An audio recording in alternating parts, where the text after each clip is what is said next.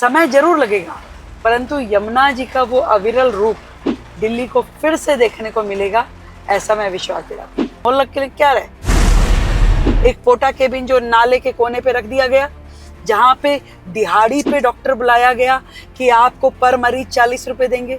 मैं आपसे पूछना चाहती हूँ, जिस डॉक्टर को पर मरीज पेमेंट मिल रही है तो वो ठीक करना चाहेगा कि बीमार करना चाहेगा? आपने कहा था कि हम यमुना को स्वच्छ बनाएंगे और यमुना आरती भी होगी और यमुना को रिवर फ्रंट की तरह से तैयार करेंगे। ये कहा नहीं था, उस और करने की दिशा में भी हम आगे बढ़ चुके हैं। यमुना जी पे कभी किसी सरकार ने उस तरीके से काम ही नहीं किया, उनकी ना इंटेंशन में था, ना उनकी वर्किंग में कभी दिखा।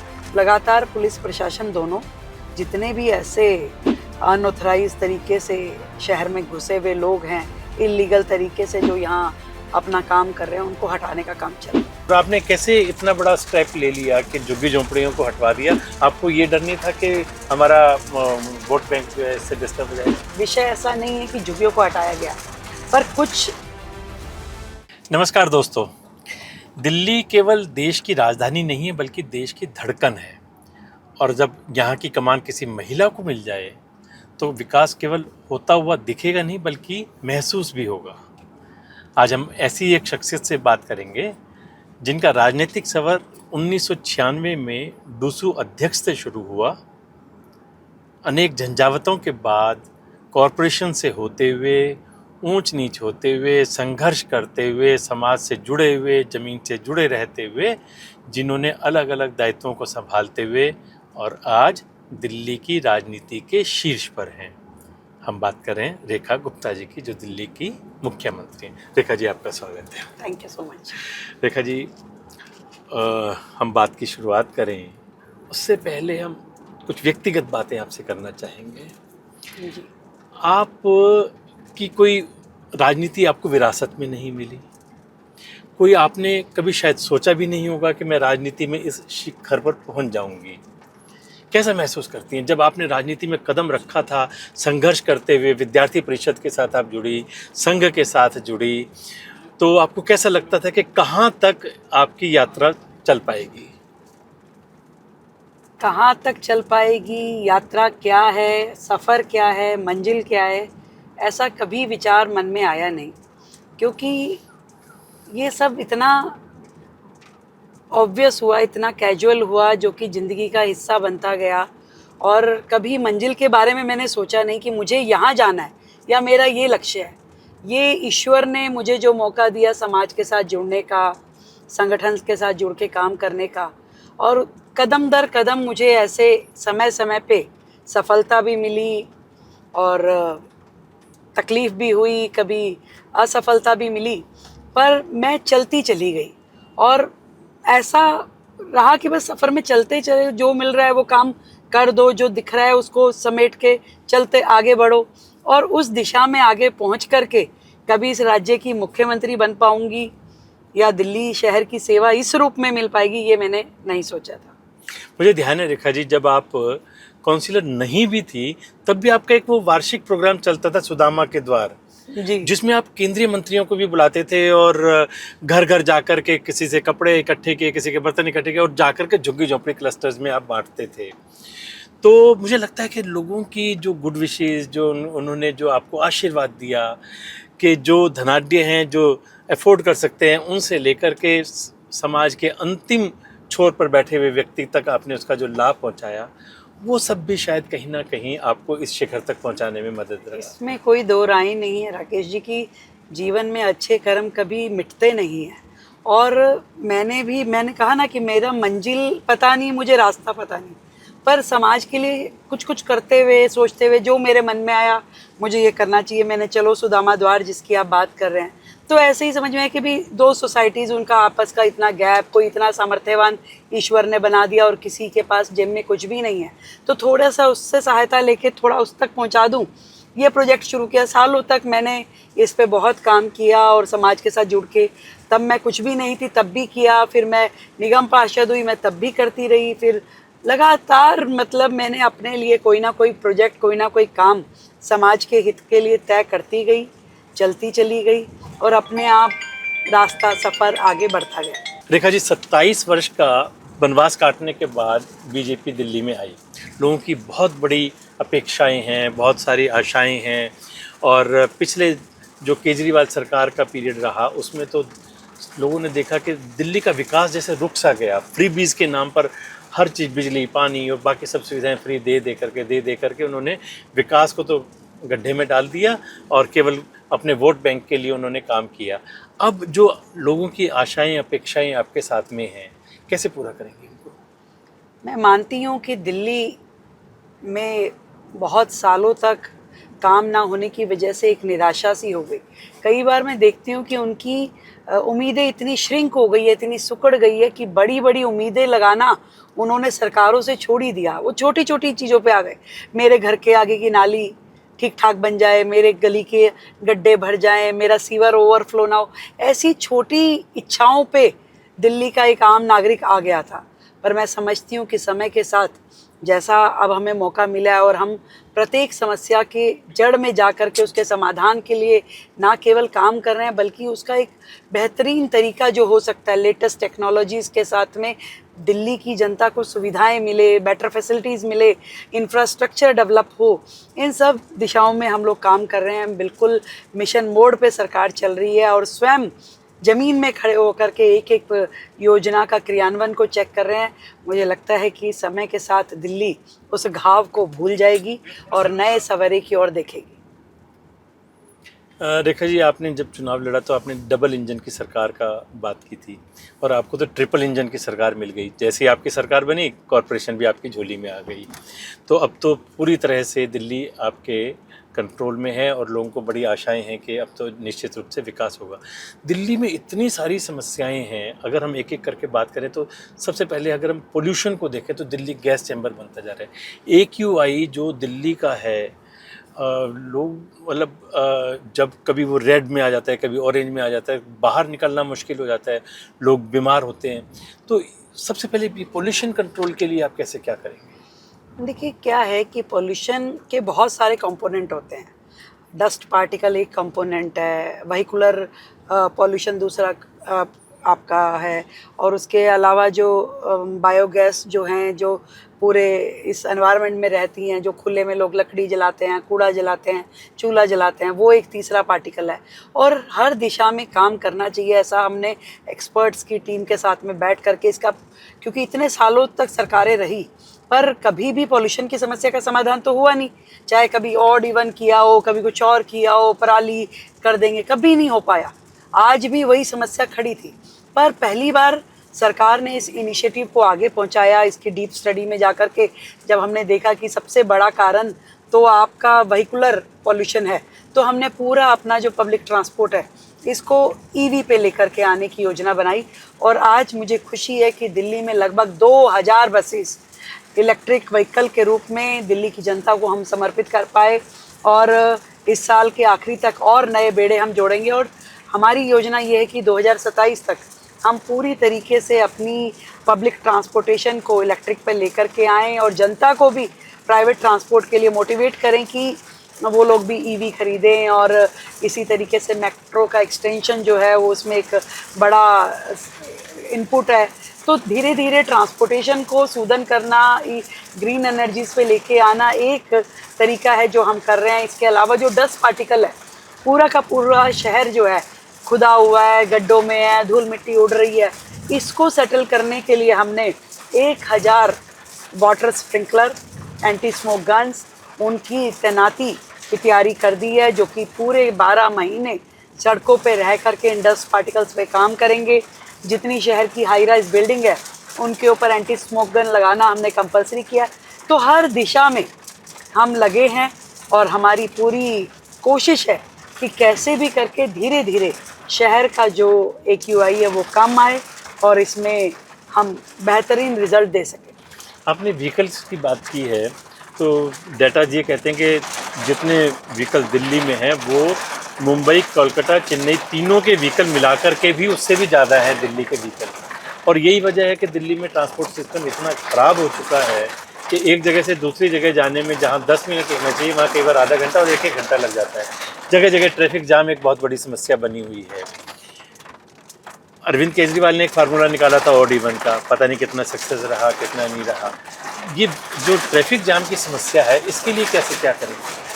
देखिए, ट्रैफिक जैम का कहीं ना कहीं जुड़ाव वही है कि आपको दिल्ली की सड़कों से एक तो ट्रैफिक कम हो, यानी कि व्हीकल्स कम हो, वो देखना पड़ेगा। तो उसमें पब्लिक ट्रांसपोर्ट को बेहतरीन करके, उसको मजबूत करके, मेट्रो की कनेक्टिविटी से आपकी बसेस की कनेक्टिविटी, ई ऑटो, ये सब एक उसका समाधान है जो हम करने वाले हैं। और इसके अलावा भी कई बार दिल्ली की सड़कों पे जो ट्रैफिक हर्डल्स है, एक पत्थर पड़ा है, पड़ा ही हुआ है, कोई हटाने वाला नहीं है। कहीं बॉटल नेक है तो बॉटल नेक पे कोई वर्किंग करने वाला नहीं था।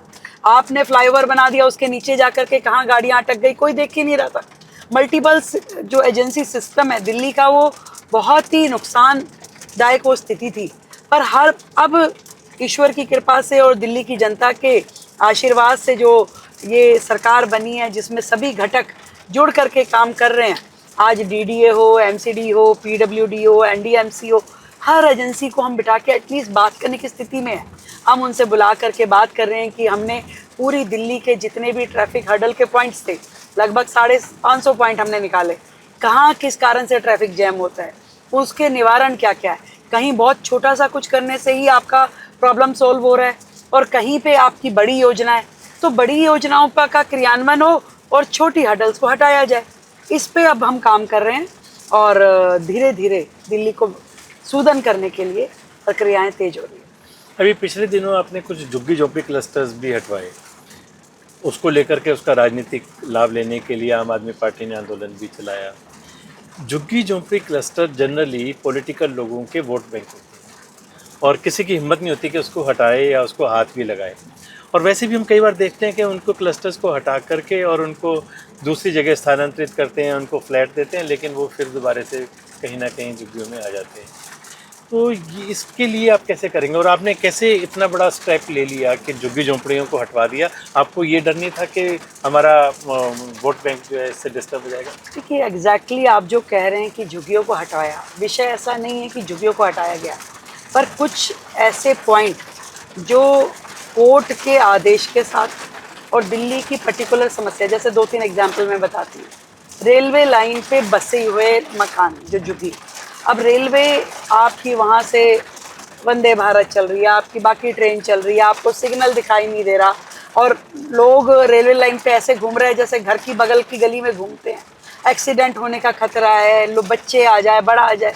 तो कोर्ट के आदेश से ऐसी झुग्गी जो रेलवे फाटक पे बसी हुई थी उसको हटाया गया, उतना हिस्सा जो कि बिल्कुल ही क्लोज सर्किट में था रेलवे लाइन के। इसी तरीके से जो झुग्गी नाले के ऊपर बसी हुई है, नाला साफ नहीं हो पा रहा, ओवरफ्लो हो रहा है, वो भी उसमें मान लो कोर्ट के आदेश थे तो उनको हटाने का काम हुआ 2-3 जगह पे। या तीसरी कैटेगरी जिनको मकान दे दिए सरकार ने ऑलरेडी, आपको मकान मिल गए तो आपको वो जगह खाली करनी पड़ेगी। जब आपको सरकार ने इतने 50-50 लाख रुपए के मकान, 1-1.25 लाख रुपए की नॉमिनल फीस पे दिए हैं, तो इस तरह का है। अदरवाइज हमारा पूरी तरीके से दिल्ली की झुग्गी वासियों से वादा है कि आपको बेहतर सुविधाएं देते हुए आपको पक्के मकान देना हमारा कर्तव्य भी है और हमारी कमिटमेंट भी है, हमारा फ़र्ज़ भी है। और उसी दिशा में लगातार प्लानिंग हो रही है। जहाँ झुग्गी वहाँ मकान की बात भी हमने कही। अब उससे भी बेहतर और भी विकल्प की जो बिल्कुल ही आपकी पेरिफ्री में चीज़ें डेवलप हो सकती है तो वो भी हम कर लें। और क्योंकि कई बार क्या होता है, जहाँ झुग्गी वहाँ मकान के चक्कर में आपकी झुग्गी के लोगों को पहले कहीं ले जाना पड़ेगा, उनको मकान, तब वहाँ मकान बन पाएंगे। तो लोग उतना भी नहीं चाहते कि हम 2 साल के लिए वो जगह छोड़ के जाएं, पता नहीं कल को क्या हो जाए। तो और इसके समाधान, क्योंकि एक वाइड स्टडी है, दिल्ली में 675 झुग्गी क्लस्टर हैं, लाखों रेजिडेंट हैं, इन सब का समाधान क्या और क्या है। जो एलिजिबिलिटी है वो एलिजिबिलिटी भी एक बड़ा इसमें क्वेश्चन मार्क है, जो पहले कभी बनाई गई थी कि जिसमें ये कहा जाता है कि 2015 से पहले का जो रेजिडेंट है उसी को मकान दिया जाएगा। तो कई लोग उस क्राइटेरिया में नहीं आ पाते हैं, वो छूटते हैं, तो वो हल्ला मचाते हैं कि हमें नहीं दिया जा रहा। तो समस्या है इस शहर की अपनी, अब बहुत सारी है। कल कोई 2 महीने पहले आके बसा है, वो सोचता है मुझे भी इतना ही अधिकार मिला है जो 20 साल पहले से रह रहा है। तो दोनों बराबर तो नहीं हो सकते, तो फ़र्क तो आएगा। तो इसलिए एक कॉमन पॉलिसी, कॉमन योजना बना करके समाधान दिया जाना चाहिए जिस पे हम काम कर रहे हैं। दिल्ली की एक बहुत बड़ी समस्या है कि बांग्लादेशी घुसपैठिए जो दिल्ली में आते हैं, ये बांग्लादेशी घुसपैठियों के कारण से दिल्ली बहुत बड़ी समस्याओं से जूझ रही है, और ख़ासतौर से लॉ एंड ऑर्डर और क्राइम के कारण से। उनको आइडेंटिफाई करके बाहर भेजने का पिछले दिनों एक अभियान भी चला था, लेकिन बहुत कम संख्या में ऐसे लोगों को आइडेंटिफाई करके भेजा गया है। इसके बारे में कुछ आप लोग करने वाले हैं?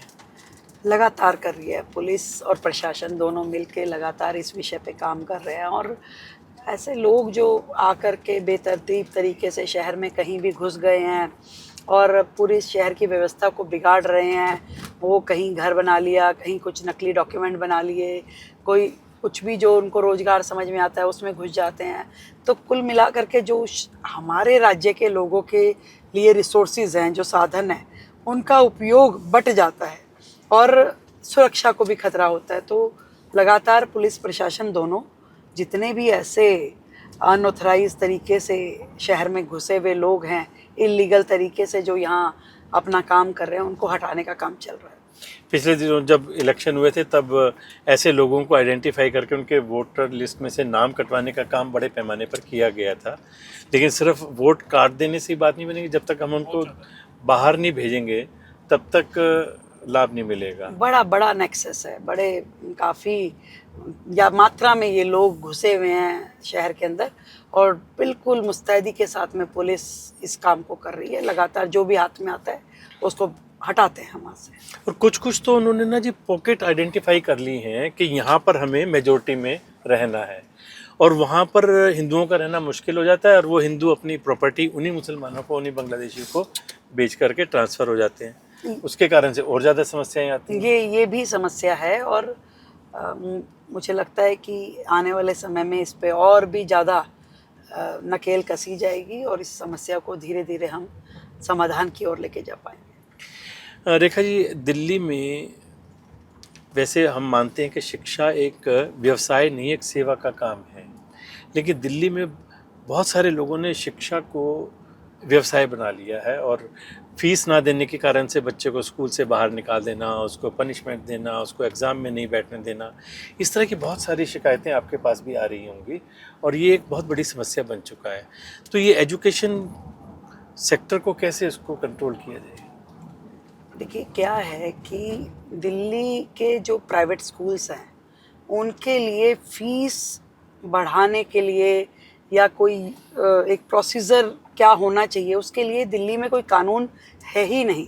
दिल्ली जो है 1973 के दिल्ली स्कूल एक्ट से गवर्न होती है, और उस कानून में कहीं पे भी नहीं लिखा कि दिल्ली के स्कूलों को फ़ीस कैसे बढ़ाई जानी चाहिए। तो एक ही लाइन लिखी है कि आप फीस बढ़ाइए और डायरेक्टर एजुकेशन को बता दीजिए। जब दिल्ली में ऐसा कोई कानून ही नहीं था जिसके माध्यम से दिल्ली की फ़ीस रेगुलेट होती या उनको रोका जाता कि आप फीस नहीं बढ़ा सकते, तो आप कैसे समाधान देते? पहली बार कोई ऐसी सरकार आई है कि जिसने इस पे काम किया। हमने एक एक्ट लेकर के आए हम, जिसमें हमने पूरा प्रोसीजर डिफ़ाइन किया कि यदि आप फीस बढ़ाना चाहते हैं तो आपको क्या करना होगा। उसमें आपको जो कंसर्न पार्टीज़ हैं, चाहे वो पेरेंट्स हैं, टीचर्स हैं, मैनेजमेंट है, आपको उनकी मीटिंग बुलानी पड़ेगी, उसमें बातचीत रखनी पड़ेगी, मेजॉरिटी से मतलब सबकी सहमति होगी तो आप कर सकते हैं। पूरा कितने साल में कर सकते हैं, और मतलब हर चीज़ उसमें क्लैरिटी के साथ हम उस एक्ट में लेके आए हैं, जो आने वाले विधानसभा सत्र में हम उसे रखेंगे भी, और अभी उसको हमने ऑर्डिनेंस के नाते सरकार के पास भेजा हुआ है। आपने अभी मोहल्ला क्लिनिक का नाम बदल के आरोग्य मंदिर कर दिया है, और जब शुरू में रिपोर्ट आई थी कि मोहल्ला क्लिनिक में कई जगह तो वो 3-4 तरह की दवाइयाँ थी, वही सबको बांटते रहते थे। कई जगह तो स्टेथोस्कोप ही नहीं थे, कई जगह तो एक्सरे लेकर के आएंगे तो एक्सरे लगा करके देखने के लिए जो स्टैंड होना चाहिए वो ही नहीं होता था। आपने जो आरोग्य मंदिर बनाया, ये कैसे मोहल्ला क्लिनिक से डिफरेंट है? देखिए, पहली बात तो हमने उसका नाम बदल के आरोग्य मंदिर नहीं किया। आरोग्य मंदिर केंद्र सरकार की वो योजना है जिसके लिए केंद्र सरकार ने पिछले 4 साल से दिल्ली सरकार को 2400 करोड़ रुपए दे रखे थे कि आप पूरे शहर में आरोग्य मंदिर बनाइए, जो कि एक पूरा बड़ा वास्ट विज़न के साथ में था, जिसकी बड़ी यूनिट्स हैं, जिसके अंदर इनबिल्ट ना केवल प्रिवेंशन बल्कि क्योर के भी सारे इंस्ट्रूमेंट हैं, जहाँ दवाई है, जहाँ डॉक्टर है, जहाँ नर्सिंग है, जहाँ पैरामेडिकल स्टाफ है, जहाँ इनबिल्ट लैब है, जहाँ के टेस्ट आपके खुद हो सकते हैं, जहाँ पे फैमिली प्लानिंग के भी साधन वहाँ पे उपलब्ध हैं, वहाँ पे आप बुज़ुर्गों की केयर टेकिंग भी है, तो हर तरह की वैक्सीनेशन के भी वहाँ पे पूरे इंतजामात है। तो आरोग्य मंदिर एक बड़ा कंसेप्ट है जो पक्की बिल्डिंग में, पक्के स्ट्रक्चर के साथ में बेहतर सुविधाएं और स्टेबिलिटी के लिए दिया गया है। तो उसका कोई कंपैरिजन ही नहीं है मोहल्ला क्लिनिक। मोहल्ला क्लिनिक क्या है? एक पोटा केबिन जो नाले के कोने पे रख दिया गया, जहाँ पे दिहाड़ी पे डॉक्टर बुलाया गया कि आपको पर मरीज 40 रुपए देंगे। मैं आपसे पूछना चाहती हूँ, जिस डॉक्टर को पर मरीज पेमेंट मिल रही है तो वो ठीक करना चाहेगा कि बीमार करना चाहेगा? तो वो गिनता है, और गिनने के बाद भी उसकी अकाउंटेबिलिटी क्या है कि आपने दिन में 20 मरीज देखे। आप लिख के दे रहे हैं डॉक्टर, इतना करप्शन का अड्डा था वो, जहाँ पे आप कह रहे हैं मैंने तो दिन के 100 मरीज देख लिए, मैंने तो 150 मरीज देख लिए, या फिर किराए के छोटे छोटे कमरे कई जगह ले लिया, उसका 10-10 गुना ज़्यादा किराया दिया गया, या फिर ऐसा स्टाफ आपने कह दिया कि मल्टीपर्पज़ है जी, वही झाड़ू भी लगाएगा, वही नर्सिंग भी करेगा। तो ऐसे थोड़ी ना होता है। आपने मजाक बना दिया दिल्ली की जनता को सेवा सेक्टर में। आपने हेल्थ सेक्टर का इतना मतलब मॉड्यूल पेश किया कि हमने पता नहीं क्या कर दिया, पर उसका लाभ क्या मिला? आप एक पट्टी करा नहीं सकते जिस मोहल्ला क्लिनिक में, उसको आप मॉड्यूल करके बता रहे हैं कि जी ये तो दिल्ली का हेल्थ मॉड्यूल है। तो ये कोई कंपैरिजन नहीं है मोहल्ला क्लिनिक का और आरोग्य मंदिर का। आरोग्य मंदिर एक बहुत ही बेहतरीन मेडिकल इंफ्रास्ट्रक्चर है, और हर पूरी दिल्ली में 1100 से ज़्यादा यूनिट बनना एक तरीके से प्राइमरी हेल्थ सेक्टर के लिए बहुत बड़ी अचीवमेंट है। रेखा जी, उत्तर प्रदेश के मुख्यमंत्री योगी जी बुलडोज़र बाबा के नाम से जाने जाते हैं कि अगर कहीं भी किसी ने सरकारी संपत्ति को नुकसान पहुंचाया है या किसी ने भी कहीं उद्दंडता की है तो कोर्ट तो बाद में फैसला देगा, पहले तो उसका घर गिरा दो। ये एक उन्होंने मुहिम शुरू की और उसका कहीं ना कहीं असर भी नज़र आया। लोगों में अनुशासनात्मक रवैया अपनाना शुरू किया और एक लोगों में डर भी फैला कि अगर हम गलत काम करेंगे तो पहले तो कोर्टों में लटके रहते थे, लेकिन अब तो तुरंत कार्रवाई हो जाती है। तो ऐसा कुछ दिल्ली में आप करने वाले हैं कि अगर कहीं कोई दंगा होता है, कहीं कोई डिसिप्लिन तोड़ रहा है, कानून का उल्लंघन कर रहा है, तो आप तुरंत उसको पहुंच गए बुलडोज़र लेकर के और तहस नहस कर दिया ताकि उसको समझ आ जाए और उसके कारण से बाकी लोगों को भी शिक्षा मिलती है? देखिए, दिल्ली और उत्तर प्रदेश में बड़ा फ़र्क है। दिल्ली एक यूनियन टेरिटरी है, फुल फ्लेज राज्य नहीं है। दिल्ली में अलग अलग एजेंसीज़ हैं। दिल्ली वो शहर है जहाँ पे high court, supreme court, local court सब लोग रहते हैं, जहाँ एनजीटी से लेके सभी मानक अपने अपने काम करते हैं। तो दिल्ली में ऐसा नहीं है कि हम अब उस तरीके से उस स्वच्छंदता के साथ काम कर सकें, परंतु हाँ, नियमों का उल्लंघन ना हो, प्रक्रियाओं का पालन हो, सिस्टम में ट्रांसपेरेंसी आए, इसके लिए ज़रूर हम काम करेंगे। दिल्ली में क्राइम रेट कम से कम हो और लोगों को चैन की नींद से सो सके। दिल्ली पुलिस आपके अंडर में नहीं आती है, लेकिन क्योंकि केंद्र में भी आप ही की सरकार है तो एक तरह से दिल्ली पुलिस आप ही के अंडर में है, तो क्राइम रेट कम हो सके और ख़ासतौर से महिलाओं की सुरक्षा, उस दृष्टि से कुछ कर रहे हैं? बिल्कुल कर रहे हैं। पुलिस और अच्छे तरीके से जो विषय हैं उनको डील कर सके, इसके लिए हमने पूरे के पूरे सिस्टम को इजी करने के लिए जहाँ जहाँ ज़बरदस्ती फुली ऑक्यूपाइड थी पुलिस, उससे वहाँ से हटाया है। जैसे लाइसेंसिंग प्रक्रिया से हमने पुलिस को अब पूरी तरीके से हटा दिया है, ताकि जो काम पुलिस का एक्चुअल में है वो बेहतरी से वही करे। और फिर दिल्ली के जितने डार्क स्पॉट्स हैं उस पर हमने काम किया, हर कनेक्टिविटी को बेहतर से हो जाए। वहाँ पे कोई भी दिल्ली में ऐसा कोना ना रहे जहाँ लाइट नहीं तो मोबाइल कनेक्टिविटी या पीसीआर अप्रोच, ये सब चीज़ें वहाँ पे और माइक्रो मैनेजमेंट के साथ में ध्यान किया जा रहा है। और हर चीज़ में मतलब ना केवल पुलिस बल्कि फायर इंस्ट्रूमेंट, हर चीज़ पे हम उसको मॉडर्नाइज करते हुए उसका जो उसमें टेक्नोलॉजी हम यूज़ कर रहे हैं उसको और अपडेटेड तरीके से यूज़ करते हुए हम चीज़ों को कर रहे हैं। देखा जी, दिल्ली आपने जब इलेक्शन लड़ा तो यमुना का मुद्दा भी आपने खूब ज़ोर शोर से उठाया था कि यमुना मैली है, यमुना को नाला बना दिया गया, यमुना बिल्कुल ही जो हमारी एक पवित्रता की एक प्रतीक है उसको केजरीवाल सरकार ने कुछ नहीं किया, हज़ारों रुपये खर्च भी कर दिया, लेकिन यमुना यूं की यूं वैसे की वैसी प्रदूषित रही है। आपने जब अपने शपथ ली उसके तुरंत बाद आप लोग यमुना आरती के लिए भी गए थे और आपने कहा था कि हम यमुना को स्वच्छ बनाएंगे और यमुना आरती भी होगी और यमुना को रिवर फ्रंट की तरह से तैयार करेंगे। देखिए, कहा नहीं था, उस और करने की दिशा में भी हम आगे बढ़ चुके हैं।